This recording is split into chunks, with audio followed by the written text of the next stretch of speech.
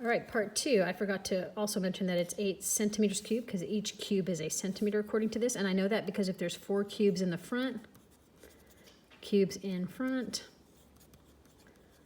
or on the front wall, then there are 4 cubes behind it, since it is 2 cubes deep, or 2 cubes wide right here. I know there's 4 cubes here, and I know there's also 4 cubes in this second row or second layer or second line. All right, now for part B. Okay, the second one here. If I know that this is 4 cubes across, I know that this is 8 cubes. So I know that that's 8 cubes. So this first wall right here is 8 cubes.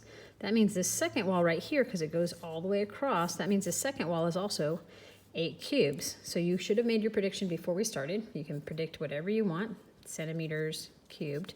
But we know if there's 8 cubes here and there's 8 cubes here, that's a total of 16 cubes, or 16 centimeters cubed, which is, you write it with a little exponent, a little 3 up there. Okay. Because there's 8 in the first layer and 8 in the second layer. This one right here, we know that it is 5 across, 1, 2, 3, 1, 2, 3, 4, 5.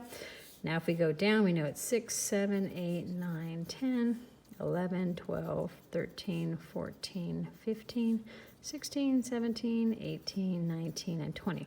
So that means this first layer, or first wall closest to you, think of it as like a wall. This has 20 cubes in it, which means the second wall, which I can tell on the top goes all the way across, which means there's cubes underneath and behind these cubes that we can't see. There's also 20 cubes, so that means that there is a total of 40 centimeters cubed. And again, you made your prediction before we started this. You can put in whatever prediction you think. Some of you might have counted 20 here and 8 here and might have made the prediction 28. But you should understand there's 20 cubes in the front, then there's a whole nother wall behind it that looks just like this wall or this layer, and there's another 20 cubes. So it's a total of 40 centimeters cubed. Okay. Cut out a net in the template and fold it into cubes. Okay, unless you guys have graph paper at home, you're not going to be able to cut out any pictures that look like what they did on the first page that we did today. So because of that, you can skip that part. You can explain your thinking or your reasoning. You can make any kind of prediction. You can fold it up and you can explain your thought process. But if I were to do a figure like this, where it was 3 across and 2 deep, and then I was to fold this out, this one had 4, this one had 4,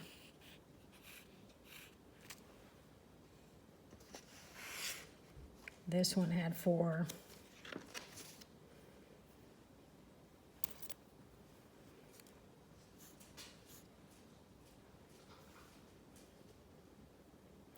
etc.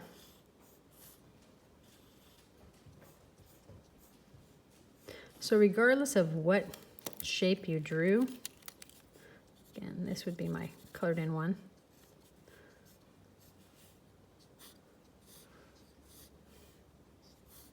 So if it was 4 tall, then you would know that the bottom has 6, and it would be 6 plus 6 plus 6 plus 6, because it would be 4 layers tall.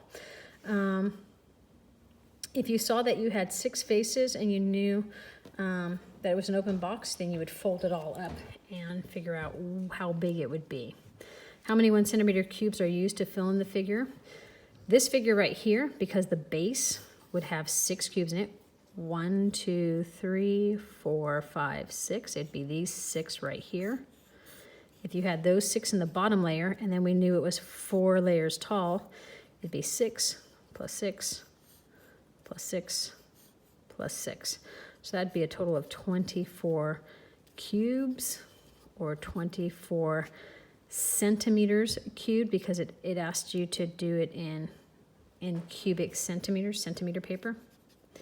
Now, for number 3, it depends what For number 3, it depends what you drew up here will depend what your answer is down here. But basically, they wanted you to be able to take a figure like on number 1, cut it out on paper, fold it up, and then predict how many cubes it is. So if you look at your base face, or your base area, which is the bottom part, and then count that number however many times or however many layers high it is, then you would get your total amount of cubes.